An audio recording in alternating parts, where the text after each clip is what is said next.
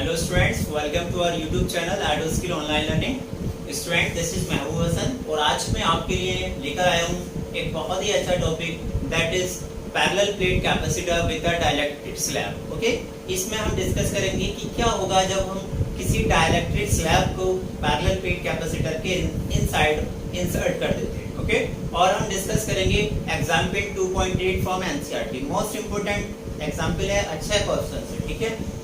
सबसे पहले हम डिस्कस करने वाले कि इनिशिएट करेंगे तब क्या होगा, उसका कैपेसिटेंस कैसे चेंज हो जाएगा। ओके, और फिर हमने इसी पे बेस्ड जो कैपेसिटेंस पे बेस्ड एग्जांपल है एग्जांपल 2.8, इसको भी हम इसी में सॉल्व करेंगे। ओके, तो हमने सपोज कर लेते हैं हमारे पास कोई डाइलेक्ट्रिक है। हमने सपोज कर लिया it is a parallel plate, sorry हमने सपोज कर लिया हमारे पास क्या है, कोई पैरेलल प्लेट कैपेसिटर है। ओके, इनिशियली इसको जो है हमने वैक्यूम है, इसकी प्लेट्स के बीच में वैक्यूम है। सो इनिशियली जो इसमें इलेक्ट्रिक फील्ड है E नॉट है, potential difference across the plate that is V naught है, and separation between the conducting plate it is D है। Okay, and charge on each plate it is Q, and capacitance of the capacitor is C naught. Okay, initially इस पे capacitance कितना है, C naught है। Electric field जो setup होगा between the conducting plates E naught, जो potential difference setup होगा V not and D। Okay, so E not का जो वैल्यू होगा वो कैसे कैलकुलेट करेंगे, E not is equal to क्या हो जाएगा, sigma upon epsilon not. Initially vacuum है तो एप्सिलॉन नॉट वैल्यू पुट करेंगे। सिग्मा का वैल्यू क्या है, charge. Sigma it is the surface charge density, तो चार्ज पर यूनिट एरिया, तो Q upon A epsilon not. Okay, so initially हो जाएगा। अब अगर मैंने क्या किया है, इसको इनिशियली तो ये था जब वैक्यूम था, अब मैंने क्या किया है, इसमें T थिकनेस का एक डाइलेक्ट्रिक स्लैब में इसके इनसाइड पुट कर देता हूं। ठीक है, कितना, T थिकनेस का। अब जब इसके पैरेलल प्लेट्स के बीच में मैंने T थिकनेस का एक डाइलेक्ट्रिक स्लैब को रखा है, ठीक है, and dielectric constant of the electric is K। Dielectric constant क्या है, डाइलेक्ट्रिक का इट इज K है। तो इससे प्रीवियस वीडियो में हम डिस्कस किया था कि जब हम डाइलेक्ट्रिक को किसी भी कंडक्टिंग प्लेट्स के बीच में इंसर्ट कर देते हैं, सो कंडक्टिंग प्लेट्स और में कम कैपेसिटर का जो इलेक्ट्रिक फील्ड है उसका वैल्यू क्या हो जाता है, K टाइम रिड्यूस हो जाता है। ओके, सो जब इसको आप इंसर्ट करेंगे तो जो न्यू इलेक्ट्रिक फील्ड हो जाएगा इसके इनसाइड इस एरिया में, यहाँ पर जो इलेक्ट्रिक फील्ड रहेगा वो क्या हो जाएगा, E नॉट हो जाएगा इनसाइड द डाइलेक्ट्रिक, और न्यू इलेक्ट्रिक फील्ड क्या हो जाएगा, E not upon K। Okay, कितने टाइम डिक्रीज हो जाएगा, K टाइम डिक्रीज हो जाएगा। E नॉट का वैल्यू पुट करते हैं, सो E नॉट का वैल्यू क्या है, Q upon A epsilon not K, A epsilon not. This is the new electric field. Okay, ये जो इलेक्ट्रिक फील्ड है आपका E नॉट, ये क्या है, इस एरिया में है, ठीक है। और जो आपका ये जो इलेक्ट्रिक फील्ड है डाइलेक्ट्रिक, जब आपने K डाइलेक्ट्रिक कांस्टेंट का जब डाइलेक्ट्रिक इसके इनसाइड पुट किया तो इस एरिया में जो इलेक्ट्रिक फील्ड हो जाएगा it is given by E। Okay, और उसका जो वैल्यू होगा वो क्या हो जाएगा, K टाइम्स डिक्रीज हो जाएगा and it is given by this. Is it clear? अगर मैं बात करूं पोटेंशियल डिफरेंस, तो पोटेंशियल डिफरेंस क्या हो जाएगा, total potential difference between conducting plates.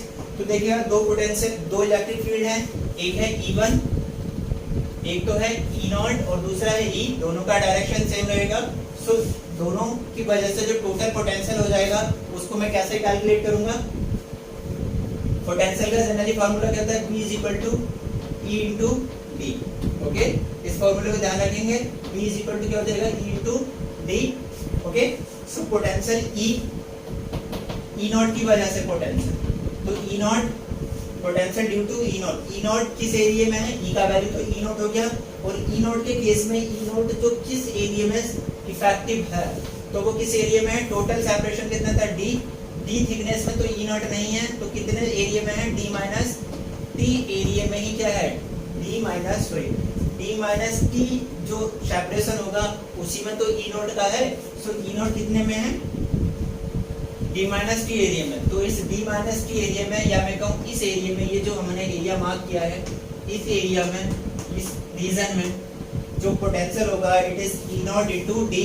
E not का वैल्यू, E नॉट D का वैल्यू क्या हो जाएगा इस केस में, D minus T। Okay, D minus T plus दो इलेक्ट्रिक फील्ड है, एक की ई नॉट की वजह से तो ये हो जाएगा, और ये जो पोटेंशियल रहेगा इस इलेक्ट्रिक फील्ड की वजह से रहेगा जो डी माइनस टी एरिया में है। बाकी के जो डाइलेक्ट्रिक एरिया में है वो कौन सा इलेक्ट्रिक फील्ड है, इट इज गिवन बाय ई, और इसकी वजह से जो पोटेंशियल होगा वो टोटल पोटेंशियल कैसे हो जाएगा, ई इंटू डी। ई और डी ये कौन से एरिया में है, डी थिकनेस में। ओके, तो ये क्या हो जाएगा, E into T. Okay, value put करते हैं ई का, तो ये क्या हो जाएगा, बी इज इक्वल टू हो जाएगा E naught D minus T plus E का वैल्यू पुट करेंगे, क्या हो जाएगा, E naught upon K into T. Okay, this is the total potential. क्या हो जाएगा, ये टोटल पोटेंशियल है। कुछ कॉमन आ रहा है, कॉमन निकाल लेते हैं। So B is equal to E naught, common निकाल लेता हूं मैं, क्या हो जाएगा, D minus T plus T upon K. ये जो होगा न्यू पोटेंशियल है between the potential difference between the conducting plates. Okay, और जब आपने टी थिकनेस का डाइलेक्ट्रिक स्लैब को इसके अंदर इंसर्ट किया है। ओके, अब अगर मैं बात करूं ई का, ई नॉट का वैल्यू, तो ई नॉट का वैल्यू कितना है, epsilon not a Q A upon epsilon not, तो इसका वैल्यू भी पुट कर देते हैं। सो क्या मिलेगा आपको, B is equal to E not, E not का वैल्यू पुट करते हैं, क्या हो जाएगा, Q upon A epsilon not into D minus T plus T upon K. Okay, we know that, अब कैपेसिटेंस क्या हो जाएगा, so we know that capacitance का जो फॉर्मूला होता है वो क्या होता है, C is equal to Q upon B. C is equal to Q upon B.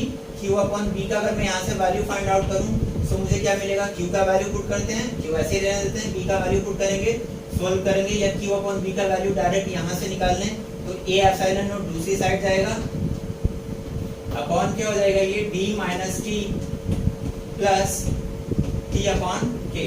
So this is the capacitance of a parallel plate capacitor in the presence of dielectric slab 1 and where T is the thickness of the dielectric slab. Okay, जो dielectric slab आपने insert किया उसकी thickness कितना है, T है. Okay, so इसी पे based एक न्यूमेरिकल प्रॉब्लम से यहाँ से हम क्या देख रहे हैं, इसी को पहले डिस्कस कर लेते हैं इसके रिजल्ट को। अगर थिकनेस जो है T थिकनेस है तो उसका dielectric slab it is given by this. Okay, अब अगर मैं इस पे बेस्ड न्यूमेरिकल प्रॉब्लम करता हूँ एग्जांपल 2.8, तो एग्जांपल 2.8 में क्या कह रहा है, जो डाइलेक्ट्रिक स्लैब है उसकी जो थिकनेस आपको गिवन है वो कितना गिवन है, 3t/4 गिवन। डाइलेक्ट्रिक स्लैब की थिकनेस कितना गिवन है, 3d/4। सो जो कैपेसिटेंस में उसके चेंज आएगा या मैं कहूँ जो उसका कैपेसिटेंस होगा वो आपको कैलकुलेट करना है। ओके, तो वैल्यू पुट कर देते हैं, सिंपल, ये फॉर्मूला हमने कैलकुलेट कर लिया कि कोई भी डाइलेक्ट्रिक स्लैब है उसको पुट करेंगे तब क्या फॉर्मूला आएगा। और अगर मैं इसका वैल्यू पुट करूंगा, टी का वैल्यू डायरेक्ट इस फॉर्मूले को यूज करके हम वैल्यू फाइंड आउट कर सकते हैं। तो सी का वैल्यू क्या हो जाएगा, ए epsilon not over D minus T का वैल्यू पुट कर देते हैं 3d/4। यहाँ से आपका एग्जाम्पल 2.8 स्टार्ट हो गया। Okay, this is the formula for parallel capacitance of the parallel plate capacitor in the presence of dielectric slab of thickness T। अब बात कर लेते हैं हमने T जो एग्जाम्पल 2.8 है उसमें जो डाइलेक्ट्रिक स्लैब का थिकनेस आपको गिवन है इट इज 3d/4। तब वैल्यू पुट कर देते हैं T का, क्या हो जाएगा, प्लस 3d/4 और के आपका ये रहा। ओके, और आगे सॉल्व कर लेते हैं इसको, तो ये क्या हो जाएगा 4d - 3d/4। तो इसको और सॉल्व करेंगे तो ये क्या हो जाएगा, a epsilon not upon 4d - 3d that is d/4 plus 3d/4। Okay, LCM लेकर के सॉल्व करते हैं इसको। यहाँ से इसको थोड़ा सा इरेज कर लेते हैं, क्या हो जाएगा, c is equal to a epsilon not, ये रहा, इसका एलसीएम ले लेता हूँ, क्या हो जाएगा 4 मैंने एलसीएम ले लिया, क्या मिलेगा मुझे, d plus sorry upon 4k है। ओके, तो क्या हो जाएगा 3d 4k एलसीएम ले लेते हैं, तो एलसीएम क्या आएगा 4k हो जाएगा। तो ये कितना हो जाएगा, d मैंने बाहर निकाल लेता हूँ, d भी कॉमन ले लेता हूँ, या मैं कहूँ इसको इसको ऐसे करते हैं, पहले d/4 बाहर निकाल लेते हैं, कॉमन ले लेते हैं। सो d/4 कॉमन निकाल लेते हैं, यहाँ से क्या मिलेगा 1 प्लस 3/k। ओके, अब सॉल्व करते हैं तो c इज इक्वल टू क्या हो जाएगा, a epsilon not over 3/4 into के प्लस 3/k। रेसिप्रोकल लेते हैं तो ये क्या हो जाएगा, a epsilon not 4k upon क्या हो जाएगा ये d इंटू के plus 3 a epsilon not upon d, या मैं कहूँ epsilon not a upon d। ये क्या था, कैपेसिटेंस ऑफ ए कैपेसिटर था जब उसके बीच में केवल डाइलेक्ट कुछ भी नहीं था, मीन वैक्यूम था, mean in the presence of vacuum. So it is replace by c naught. So इसको मैं c नॉट से रिप्लेस कर देता हूँ, तो c इज इक्वल टू क्या हो जाएगा, c not into 4k upon k plus 3। Okay, और बच्चों प्रैक्टिकली जो k का किसी भी मटेरियल के लिए, किसी भी टाइप्स के डाइलेक्ट्रिक के लिए k का वैल्यू ऑलवेज ग्रेटर देन 1 होता है। तो यहाँ से हम कंक्लूड कर सकते हैं कि k का वैल्यू ऑलवेज ग्रेटर देन 1 होगा और वैक्यूम के लिए इसका वैल्यू 1 होता है। ठीक है, तो किसी भी अगर आपने कोई भी डाइलेक्ट्रिक स्लैब इंसर्ट किया है तो उसका वैल्यू k से ऑलवेज ग्रेटर रहेगा। तो यहाँ से देखेंगे कि डाइलेक्ट्रिक स्लैब इंसर्ट करने से उसका जो कैपेसिटेंस है कैपेसिटर का वो इंक्रीज हो जा रहा है। Is it clear?